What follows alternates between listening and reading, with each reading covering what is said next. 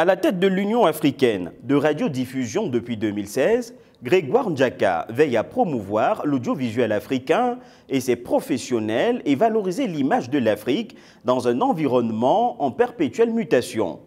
En amont de la 16e Assemblée générale de l'organisation qu'il préside, il a accordé une interview à Africa 24 sur les résultats des actions menées au sein de l'organisation et les défis de l'Union africaine de radiodiffusion. Monsieur Grégoire Ndjaka, bienvenue dans cette édition de décryptage. C'est moi qui vous remercie. Monsieur le directeur général, l'Union africaine de radiodiffusion tient sa 16e Assemblée générale à Abidjan du 19 au 20 juin 2025.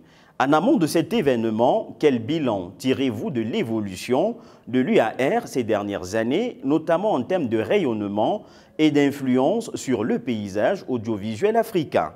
Je vais dire que c'est une progression qui est soutenue, une progression qui est ascendante et nous n'en sommes que très contents parce que lorsque nous avons pris la tête de l'Union africaine il y a quelques années, très peu de personnes la connaissaient.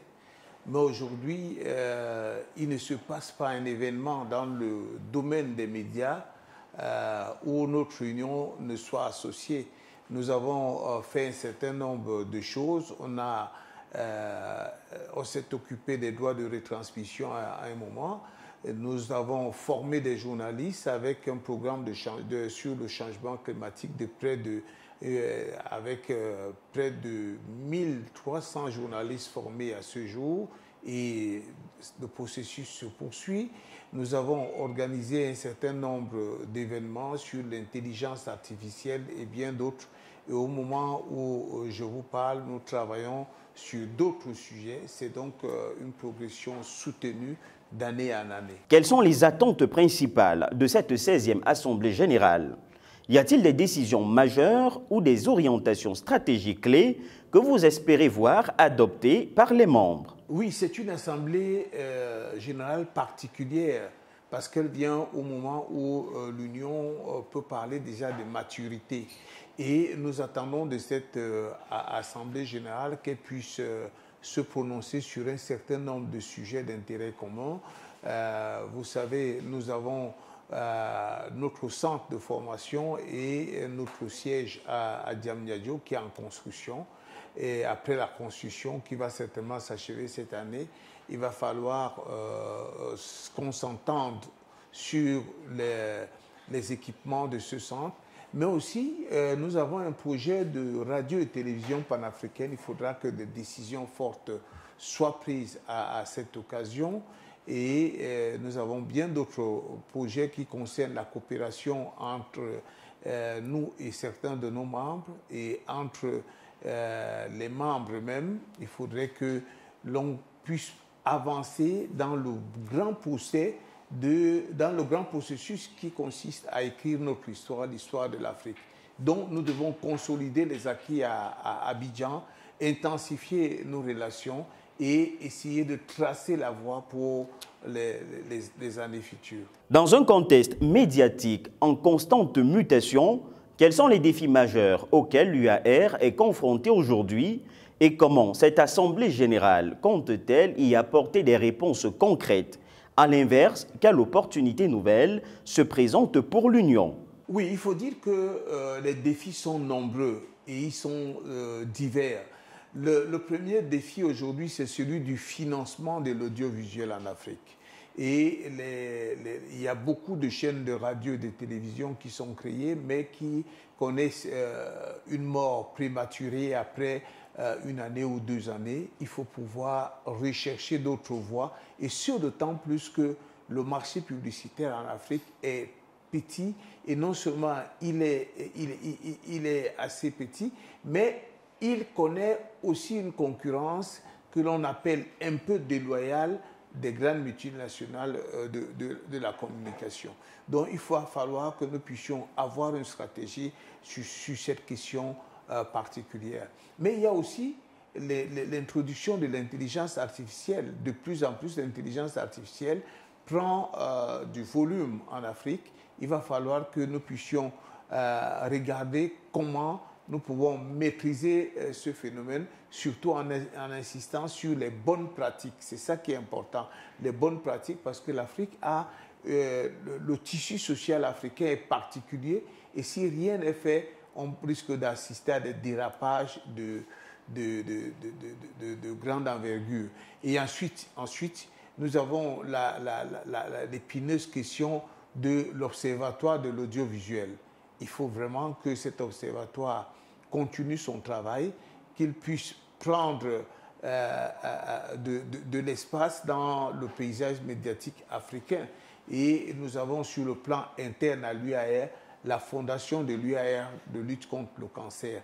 Cette fondation doit s'affirmer, elle doit former des journalistes, elle doit s'affirmer, elle doit faire en sorte que, comme au niveau du changement climatique, qu'on puisse noter dans les jours qui viennent beaucoup d'émissions sur le cancer avec une insistance particulière sur la prévention par rapport à certains cancers qui commencent à décimer nos populations. L'UAR joue un rôle essentiel dans le renforcement de la coopération entre les radiodiffuseurs africains.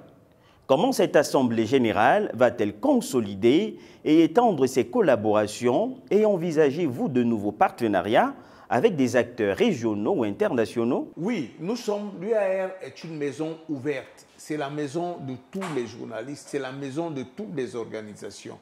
Comme nous disons, nous sommes un milieu professionnel apolitique. Et nous avons déjà, depuis quelques années,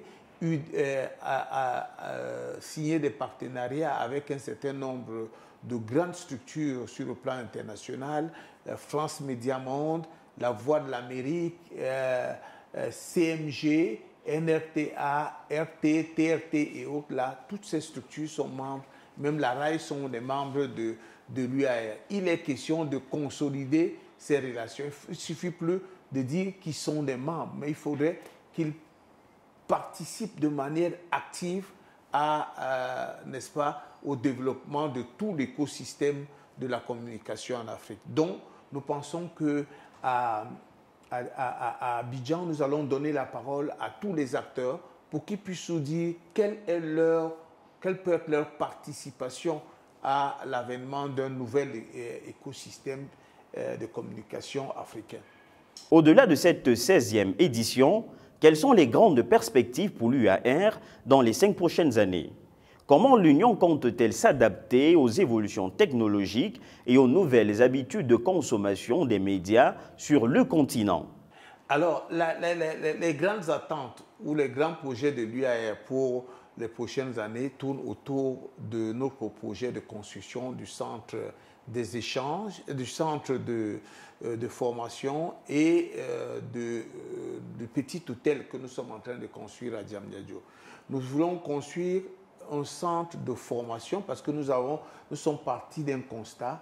Il faut le dire, il faut être honnête pour le dire, les niveaux des chaînes de télévision et de radio en Afrique sont disparates, c'est-à-dire qu'ils ne sont pas les mêmes.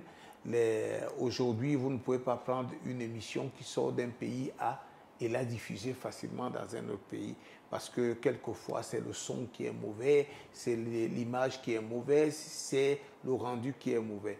Il est donc question d'améliorer les capacités des journalistes. C'est pour cela que la formation est au centre de notre préoccupation. Elle est d'autant plus au centre de notre préoccupation que nous parlons de plus en plus d'écrire l'histoire de l'Afrique. Et cette histoire doit être décrite par des Africains, par des Africains de tous les coins du monde. Pendant longtemps, nous avons vécu et nous avons connu une histoire écrite sous le prisme des formats de ceux qui nous ont colonisés. Mais cette Afrique n'était pas réelle. Cette Afrique décrite n'était pas réelle. Aujourd'hui, nous devons parler de l'Afrique, de notre Afrique telle que nous le vivons, pas de l'Afrique de la maladie, de la mort, de la guerre et de la famine. En Afrique, il y a des gens qui vivent, il y a des gens qui travaillent et qui gagnent leur pain quotidien dans la paix. Quel message souhaitez-vous adresser aux membres de l'UAR qui participent à cette Assemblée générale, ainsi qu'au public africain qui suit les activités de l'Union? Alors, aux membres de l'UAR et surtout à toutes les personnes qui viendront à Abidjan, j'ai dit « welcome », « Akwaba », comme on dit là-bas.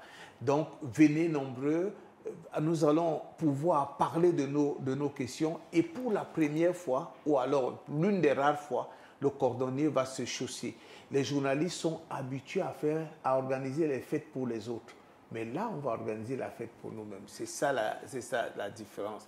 Et pour ceux qui nous regardent à travers le continent, je voudrais dire qu'il faut encourager la presse à se développer. Il faut encourager la presse à se libérer de ce carcan encombrant qui voudrait que les journalistes soient toujours à la solde des hommes politiques. Il faut que les journalistes soient libres et frais dans leur mémoire, qu'ils travaillent pour l'intérêt général, qu'ils arrêtent de travailler pour des individus. Il faudrait que la presse soit indépendante, qu'elle soit dynamique et qu'elle joue tout son rôle, foncièrement son rôle et tout son rôle dans la vie des nations. Monsieur Grégoire Ndiaka, merci d'avoir répondu aux questions d'Africa 24.